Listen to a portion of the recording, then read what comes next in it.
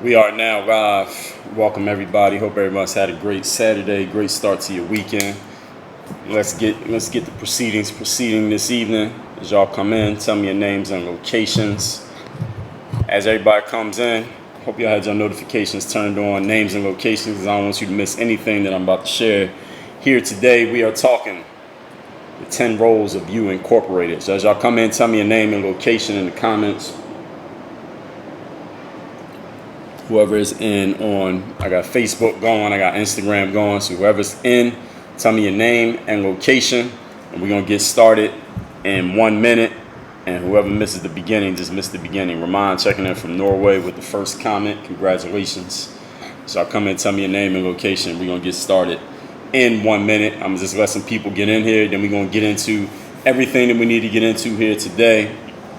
For those of you who don't know me, you'll get to know me by the time this stream is over.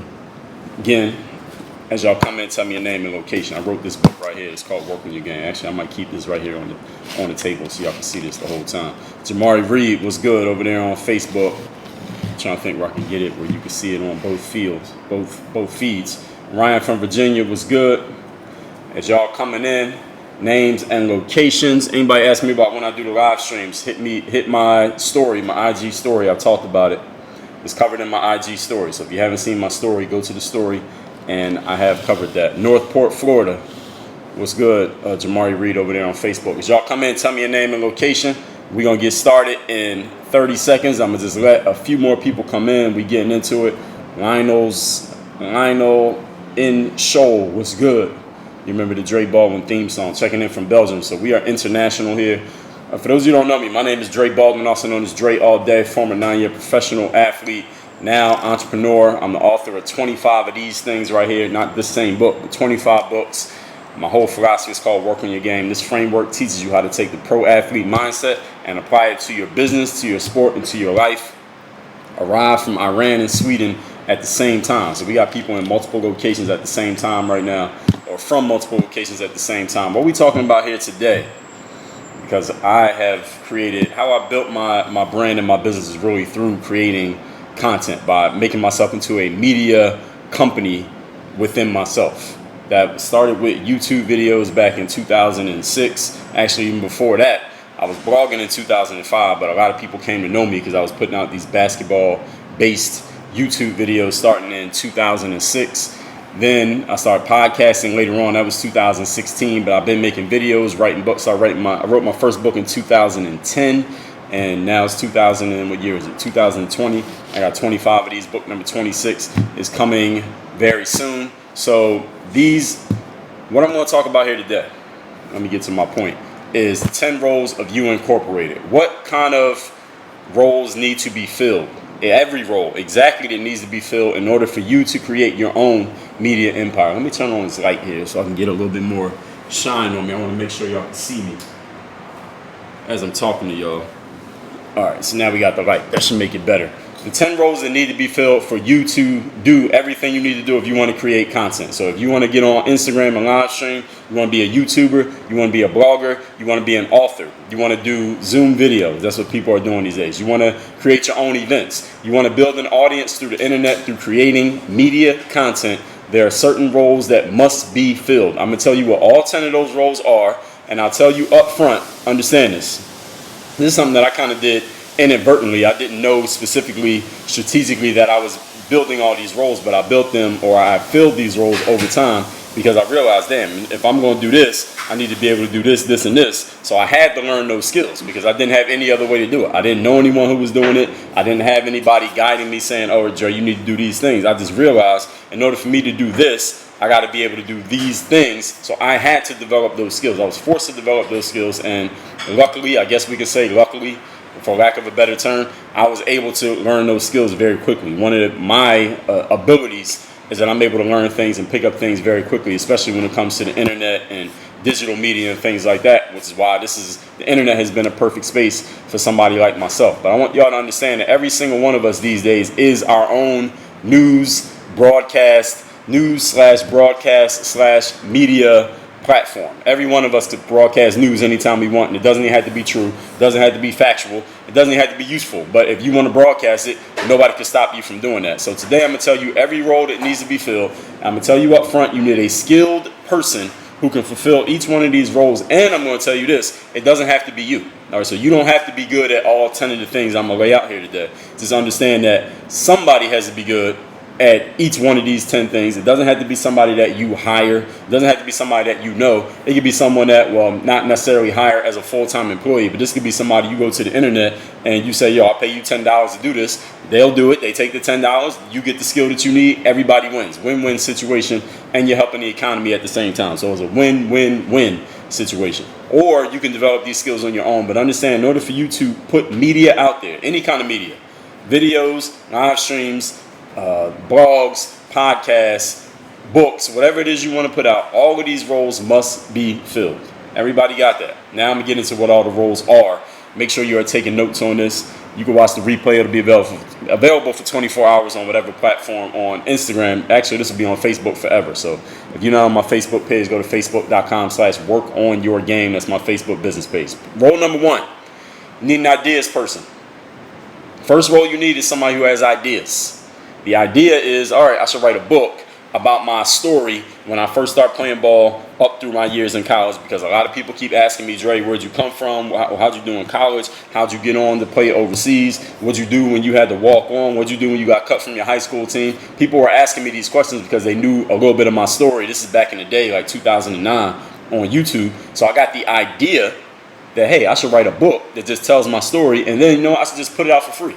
I don't even need to try to sell it. I'm going to just put this book out for free so I can create a deeper connection with my audience so that they really know my story. And I'll put it out as a downloadable PDF, and people give me their email addresses in exchange. So I can build myself a list, deepen my audience connection, and I get to have told my story, and I can say I'm an author all at the same time. So I killed like 5 birds with one stone. But in order for me to even do that, first of all, I had to have the idea to do it. If I hadn't come up with that idea myself, who knows if I ever would have written a book. Now, these days, it seems really maybe more commonplace because a lot of people write books. A lot of people talk about writing books. And there are some people who have books out and the books ain't even that good. Some people have great books. But I had to have that idea to actually do it. Just because there are other people doing something doesn't mean you're going to get the idea to do it. There are a million people out here doing a million things in the world today. I don't have the idea to do each one of them. So somebody has to come up with the ideas in your company for what's going to happen next. One of the first ideas that I got, probably the best idea that I got when I was first building my media empire, was that I should put out a video every single day on YouTube of me doing something different on the basketball court. Because I was already going to the court every day. YouTube had just put out this new thing where you could get into the partner program. They would run ads on your videos. This is, again, over 10 years ago. I said, why not just put out a new video every day? Instead of putting out a video once a week or every couple months whenever I get around to it, why not just make something new every single day?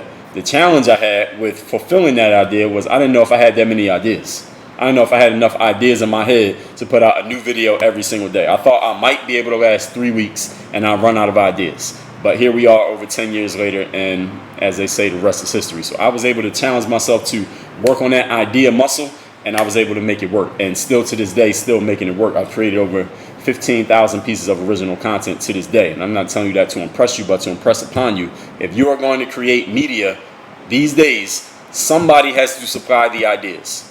Where are the ideas coming from? Where does your idea go? Are you writing your ideas down? Do you have a list of ideas? Like if I wanted to make a video right now, all I got to do is go to my ideas list and I could just pick one. Boom. That's the next idea. Go make that video. All right. That's the next podcast. Go make that. That's the next YouTube. That's the next blog. That's the next book that I'm going to write. Go make it. You got to have ideas in place in order to create something. You don't have an idea. How you going to create anything? You don't even know what to do. So that's the first role needs to be filled. Ideas. Number 2, the structuring individual. Structuring is a skill. In other words, you have an idea, but you got to be able to structure your idea into something that is digestible, usable, and valuable to an audience of people. So when I got the idea that I was going to create content, for example, and put it out for people to learn from it, I had to, first of all, ask myself, all right, how am I going to structure these basketball videos? Like, how long are they going to be? What is it going to be about? How am I going to title it? How often am I going to put these out?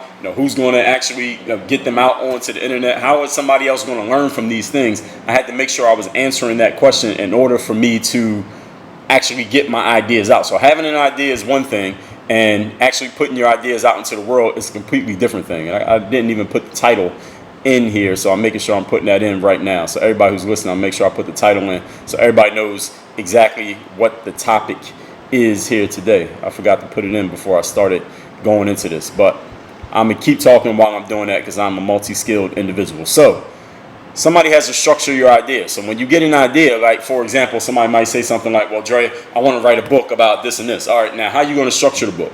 What is the outcome of the book going to be? If somebody reads your book, what are they going to be able to do differently? How are they going to think differently? How are they going to live or act differently as a result of reading your book? These are questions that you have to answer before you start writing the book.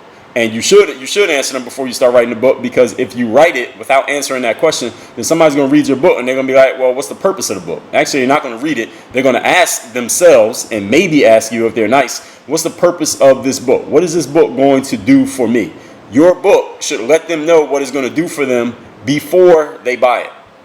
Before they buy it, your description of the book should say, all right, well, this is what the book's going to do for you. If you read this book, this is what it's going to do. This is how this book is going to help you. This is how this book is going to change your life. This is how this book is going to make you different, make you better. You need to be able to sell that to people to get them to pay attention to you in the first place. And when I say sell, I'm not talking about for money. Sell to get people's attention. You got to get people's attention before you can get their money. So who is going to structure your idea into something that is digestible and usable? For example, today I have this idea here. I didn't come up with this today. I had this a while ago.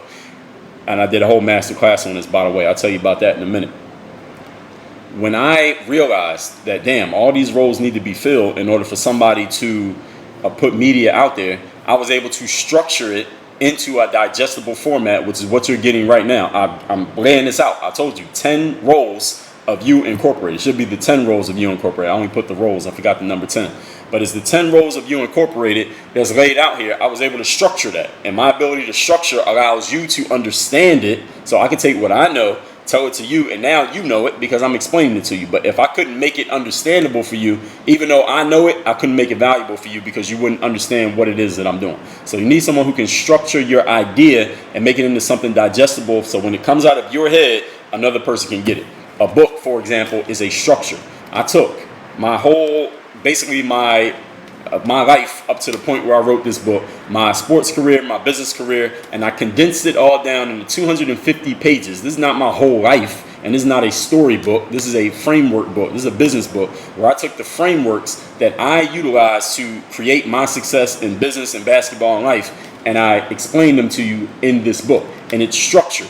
So if you're supposed to take your whole life, 30 plus years, and structure it, it's probably going to be a lot longer than 250 pages. So you have to figure out, how do I take out the parts that are not necessary, leaving the parts that are most necessary, so somebody else can understand what are the most essential elements of my life. This is why books are so valuable, because a person can live 40 years of life, 60 years of life, or spend 5 years researching, and all that time it took for them to do all of that work, you can get all of that knowledge, at least the essential elements of that knowledge, in the time it takes you to read a book, which might take you, 3 weeks? So you're getting 30 years of somebody's knowledge in 3 weeks of time, or 2 years of somebody's research in the 2 hours it takes you to listen to the audiobook, or whatever version you want to consume it in. That's the value of taking in other people's content, at least when you choose the right people to learn from. They take all the stuff that it took them all this time to learn, and they condense it down into something very simple for you to consume. And if they're good at it, you'll be able to understand it very quickly and get value from it. All right, role number 3. We're talking again, the 10 roles of You Incorporated. Role number 3, need talent. And when I say talent, I'm not talking about you personally have God-given gifts. When I say talent, I'm talking about who is the talent. I'm using talent as a noun, meaning who's the person who's actually going to get on the camera or put their name on the cover of the book or stand up on the stage or whatever other way, get on the microphone and actually perform the thing. See, the person with the ideas and the person who structures does not necessarily have to be the talent. If any of you listen to R&B music, you know that Beyonce or Rihanna or Mariah Carey or Usher, you know they don't write a lot of their own songs. They don't come up with all the topics of their songs and the things that they're singing about. Usually there's somebody else who wrote that song. They came up with the idea, They structured it. Then they give it to the talent, who happens to be Beyonce or Rihanna, and they go out and perform it. They're the talent. Beyonce's the talent. Now, I'm not saying that, I don't know, maybe they come up with some of their own concepts. Maybe they write some of their own songs, but I know they don't write all of them. The point is this. Someone in your organization needs to be the talent. Who's going to be the person that actually puts out the thing that you share? So who's going to write the book? Who's going to do the live stream? Who's going to get on the stage and do the performance or whatever it's going to be? You need a talent. Who is actually going to perform? Somebody got to perform, because remember that we are in a performance-based business. And when you perform, you got to produce results. Role number 4, the producer. The producer is the person who captures, shoots, and records the talent. In other words, you could use your phone as a producer, but then you still got to make sure you got the angle right, got the shot right, make sure your lighting is right. You heard me earlier. I said, let me turn my light on to make sure that y'all can see me properly. That's part of the production. Part of the production is making sure that when you put your stuff out there, it looks good, it feels good, it conveys well, people understand it. That's the job of the producer. So the producer has to make sure everything is looking the right way so that the audience, whoever it happens to be, can actually consume what you're bringing to the table. Who is capture, shooting, and recording the talent? Role number 5, the editor. Now, the editing, when I wrote my book, Work on Your Game, I talked about this. The editing aspect of my book, Work on Your Game, was probably the most challenging part of it, simply because it took the longest amount of time. The creation part was actually pretty easy. I wrote the book in like 30 days, but then the editing we took over a year editing the book. So take this part out, leave this part in, flesh this part out. You got to get more explanation here. Here you said something, but you didn't explain how to do it. So go ahead and explain that. So the editor is the person who looks through what's been created and figures out what are the essential parts to keep in and what are the useless parts, or the parts that are not so necessary to the main point that we can throw out. And what parts need to be fleshed out? What parts did you make a good point, but you need to explain that a little bit more so people can get it? That's the job of the editor. So any of you who's ever going to write a book, you're probably going to want to find a really good editor, because a good editor is the difference between a good book and a great book, or a trash book and an okay book. So you got to make sure that you have someone editing your stuff to make it look good. Or let's say, for example, on video, most of the videos that I put out, I don't edit. I just shoot them in one take, because I'm able to go through it flawlessly without messing up. And if I do mess up, you wouldn't even know that I messed up, because I have 20,000 hours of experience in this thing. And then I could just put it out as it is. But there are other people who make videos, and their videos are super highly edited. There are people who make their Instagram posts very edited, and there are other people who do it just straight raw. So it's whatever way you want to do it, but somebody has to edit to make sure whatever it is you're creating, the finished product looks the way that you want that finished product to look. That's what the editor's job is. Take the raw material and make it into a finished product. And that can be a very long job. So make sure you hire a good editor, somebody who actually enjoys editing, because if they don't enjoy it, they won't last. Role number 6 is the publisher. We're talking here the 10 roles of You Incorporated, for those who came in the middle of this. The publisher is the person who takes what you created and what was edited and gets it out to an actual audience. Who's going to get what you created and get it in front of the right people? So the publisher, for example, when you write a book, you could be your own publisher. You can start your own publishing company. You can find a publishing company who will sign you to a publishing contract, and they'll put your book out for you so you get the distribution. But somebody has to publish a book. How are you going to get it out? YouTube is a publisher. Facebook is a publisher. Instagram is a publisher. They allow you to take what you've created and get it out to an audience of a whole bunch of people. Now, a potential audience of a whole bunch of people. So somebody has to figure out where are you going to distribute the things that you create. That is the job of the publisher. Where is your distribution going to come from? Who's going to control and manage and make sure the distribution continues and keeps going? You have to answer that question. Role number 7, the marketer. The marketer's job is to amplify the message. So just because you posted something on LinkedIn or your Instagram or your Facebook, or just because you wrote a book and you publish it to Amazon, doesn't mean anybody's going to buy it. Doesn't mean anybody even knows that it came out. As the saying goes, if a tree falls in the forest and nobody's there to hear it, it doesn't make a sound. The answer is no, it does not make a sound, because somebody has to actually register a sound for a sound to have occurred. It's not a sound if nobody heard it. So a marketer's job is to amplify your message and make sure people actually know that there is a message to be heard in the first place. So any of you who's creating something and you don't feel like you have enough people looking at your stuff or hearing your stuff or seeing your stuff, then your challenge is marketing. When you do better with your marketing, more people are going to see your message, hear your message, and communicate with your message in whatever way you want them to communicate. But that is all marketing. So it's not just creating stuff You got to get it out in front of the right people. And your marketing does not necessarily mean that you need to have a whole bunch of people seeing your thing. Whatever you consider to be a whole bunch of people, doesn't have to be 1,000 or 1,000,000 people seeing your stuff. It just has to be the right people. See, the right people for whatever your message is might only be 30 people. It might be 30 specific people that you want to get that message. So even if you had 300,000, only 30 of them actually matter, because there's only 30 of them who you're trying to get your message across to. So it's not that you need to just have more and more people just for the fact that you have them, so you could just say, hey, look how many people I got. We call that vanity metrics. All right, it makes you look good, maybe makes you feel good, and it may impress some people who don't know what's going on. They don't know how the game goes. But the real metric is how many of your target audience, the people that you actually want to get this message, are getting the message. For example, I got this book here called The Overseas Basketball Blueprint.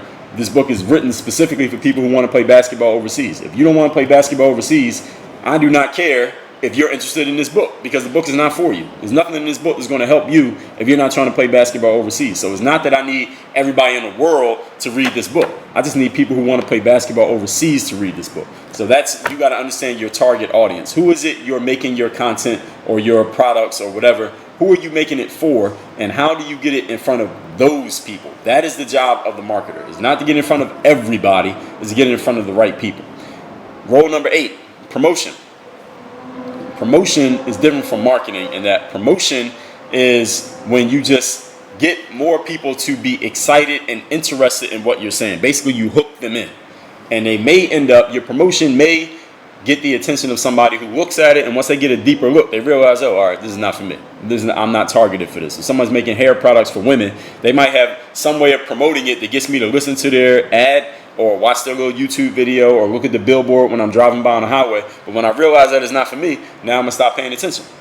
See, the marketer's job and the promoter's job, they kind of work together. So the promoter job is to just have a bullhorn and get people to notice. Just get people to stop and look at what you're doing. And the marketer's job is to make sure whatever message that comes out once the promoter gets somebody's attention, it targets a certain person. So the people who it's not for know that, oh, that's not for me, and they keep moving. And the people who it is for realize that is for me, and they want more information. So they call the phone number, they email somebody, they go buy the product, they go sign up for the free thing, they go follow you online, whatever it is that you want them to do. So the marketer and the promoter work together, but they are not the same job. Understand the difference. Role number 10.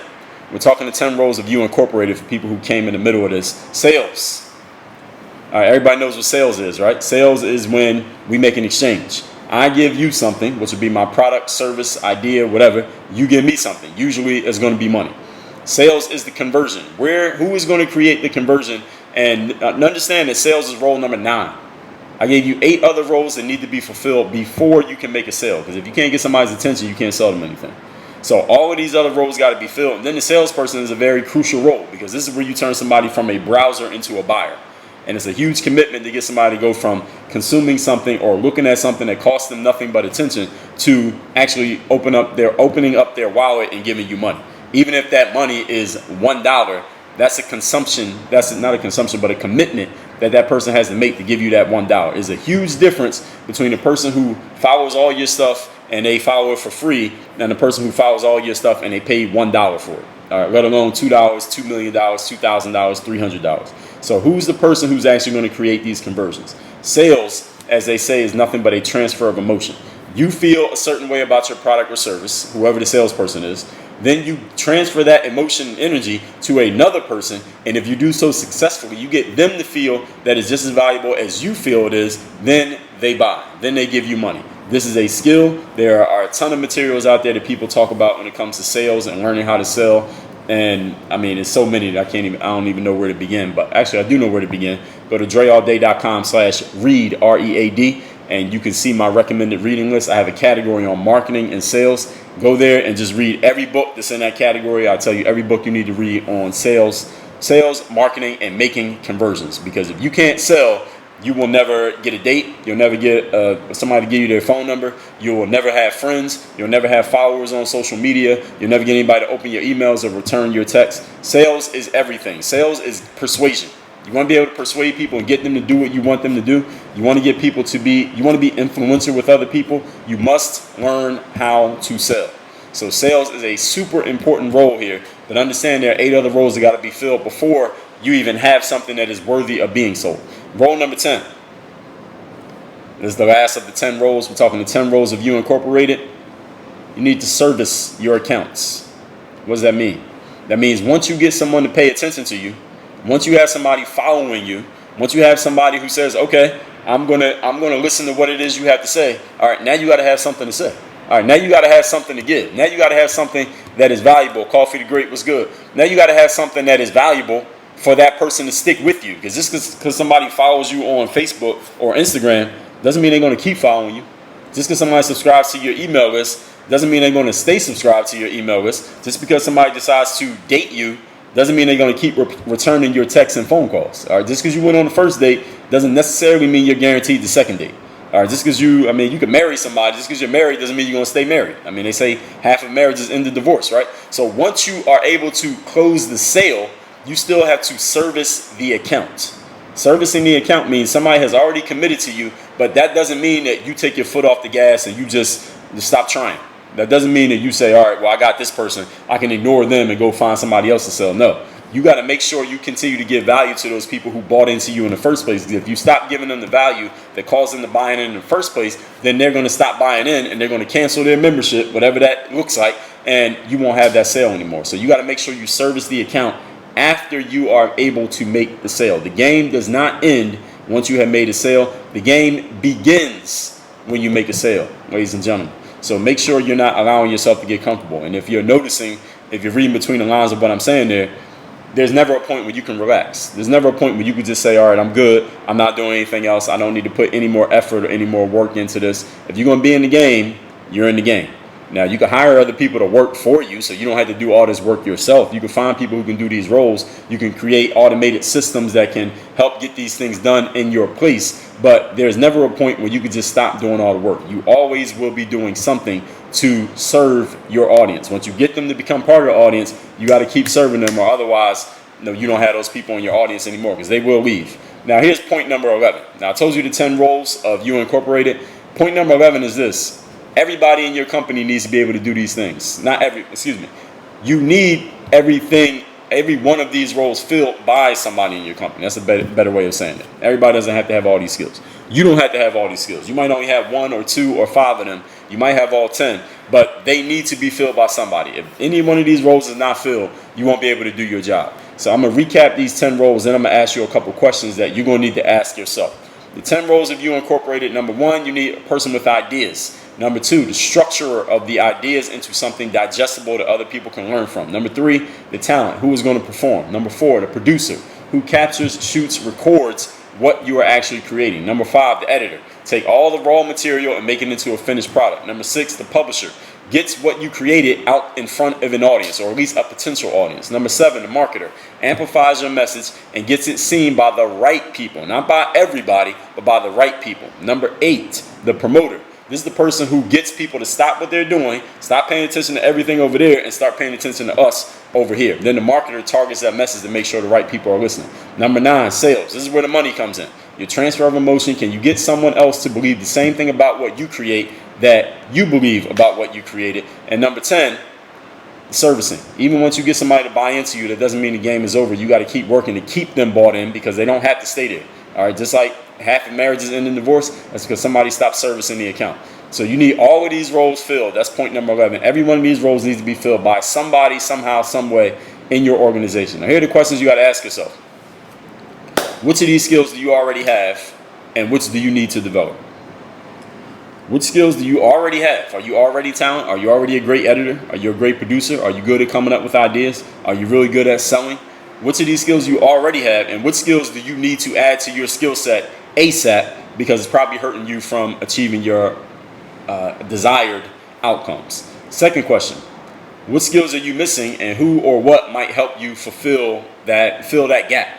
What skills do you not have right now that if you got somebody else to help you out, that will fill that gap? So if you're not a great salesperson, how can you find a salesperson? If you're not good at coming up with ideas, who can help you come up with ideas? If you're not good at editing, where can you find somebody to edit? Or where can you get some software that can edit for you? Or what can you do to get over that problem of not being good at editing? That's the second question. Where do you need to fill gaps? And let me give you a hint.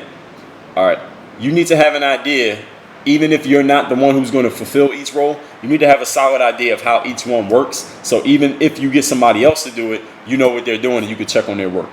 So even if you're not a great salesperson, you need to understand how the sales is supposed to go and what it's supposed to look like. So when you hire a salesperson, you know what they're supposed to be doing and they know that you know what they're supposed to be doing, so that they do their job properly, because they know they're going to be checked on. They know that they're being watched over and that they're going to be held accountable for their efforts. So you got to have a grasp of each one of these roles, even if you are not the person delivering each one of these roles. So if there's any questions, y'all can go ahead and post questions. I'll take a couple questions right now if anybody got one. And while I'm waiting for y'all to go through the questions, I'll go through all the comments and see if anybody asks anything. I'll tell you right now, you want to play basketball overseas, go to balloverseas.com, get the overseas basketball blueprint. Start your professional basketball career abroad right now. I mean, it don't get any simpler than that when it comes to a description of what this book does. You want to play ball overseas, go to balloverseas.com. And oh yeah, I forgot to tell you, you can get this book for free. This book is free. This book is $30 on Amazon. I give it to you free. All you do is cover the shipping, and I'll ship this to you anywhere in the world. It's a 237-page book. Listen, 237-page book about playing basketball overseas.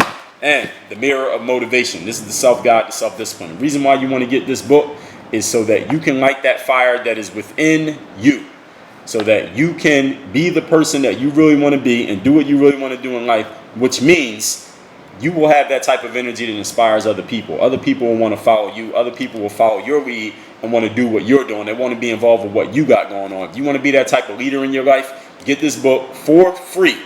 All you got to do is cover shipping. Go to mirrorofmotivation.com. Mirrorofmotivation.com. I will send you this book worldwide. Again, mirrorofmotivation.com, balloverseas.com. Either one of these books you can get free. You can get both of them free if you want. You got to go to each website. balloverseas.com, mirrormotivation.com. Now I'm going to see what we got going on in the comments. I do first come, first serve when it comes to the comments. So whoever has a comment, I'm just going from the top. Jamari over on Facebook said, what would you do when you feel lost during quarantine? Well, I don't feel lost because I got this book right here, The Mirror of Motivation. So if you feel lost, I suggest you get this book so you can look in the mirror, light that fire inside of you, and you won't ever have that problem ever again. Mirrorofmotivation.com, Jamari Reed. Let's see.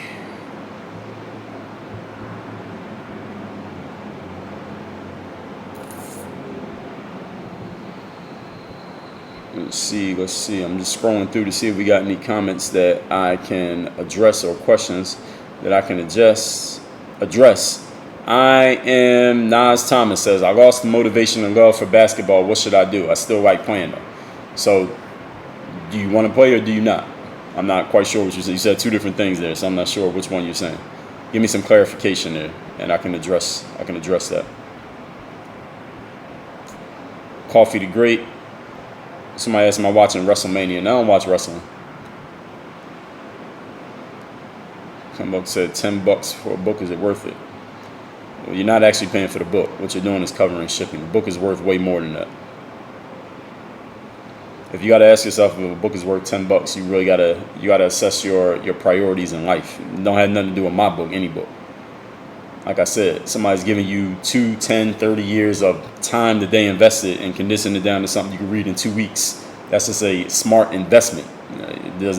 Smart investment doesn't even matter the dollar amount. Just think of the ROI. Briano says, do you not burn out? That's my biggest struggle.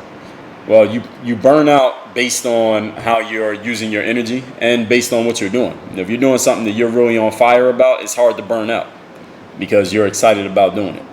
And it also matters how you manage your energy. You know, how much sleep are you getting, what kind of foods you put in your body, what kind of people are you around, what kind of thoughts are going through your head. All of those things can factor into your energy level. And I would suggest you read this book, mirrormotivation.com. Get the Mirror Motivation. That will help you be able to look in the mirror so that you don't have to look outside for that spark, that energy when you need it. And you probably won't deal with burnout anymore. Ricardo checking in from Cheltenham, PA was good. Coffee the Great said, I'm convinced getting that book. That's what's up. Good decision. It's not my goal to convince you. I mean, get it and read it and you'll see for yourself. You'll understand. Cash says, how concerned are you about the Rona? Well, concerned enough that I'm following the guidelines, not shaking anybody's hand, washing my hands, things like that. So that level of concern, I guess I can say. Somebody says, why doesn't everybody have motivation? Where does it come from? Well, motivation is an external thing, but that's why I call this book The Mirror of Motivation. So you get most people look outside for motivation. Motivation comes and goes. But when you look in the mirror, that's always there. What's in the mirror is always there, even when you don't have a mirror in front of you. So I wrote that book so you can hold that mirror up to yourself and you can get that internal drive for you to be who you are. But somebody asks, where does motivation come from? I don't know. You have to ask somebody who can give you that answer. I'll tell you the motivation comes from the mirror. That's why I wrote this book, The Mirror of Motivation. That's where it comes from. Looking in the mirror. This book will help you look in the mirror. That's where it comes from. All right, so I've addressed all the questions. So everybody who is coming here, I will put this stream up on YouTube. It'll be probably 3-4 weeks before this comes up on YouTube. So if you want to hear anything else that I said again, make sure you watch this replay on IG, but it will be up on YouTube soon. And if you want to hear the full masterclass where I talked about this in much more detail, go to that link that's in the pinned comment, workonyourgameu.com. I give you 2 weeks free access to my game group membership. You get access to all 1,400 masterclasses that I've ever done. If you like what you just heard, and what I did yesterday and the day before, I do these masterclasses every single day, audio version, but it's only for my members if you go to workonyourgameu.com. Somebody says, do I have any estimate on when recreational facilities might open back up? And who look like Donald Trump? I don't know. I know just as much as you do. So everybody have a great rest of your Saturday. Turn your notifications on. I will be live in tomorrow. Work on your game. Dre all day.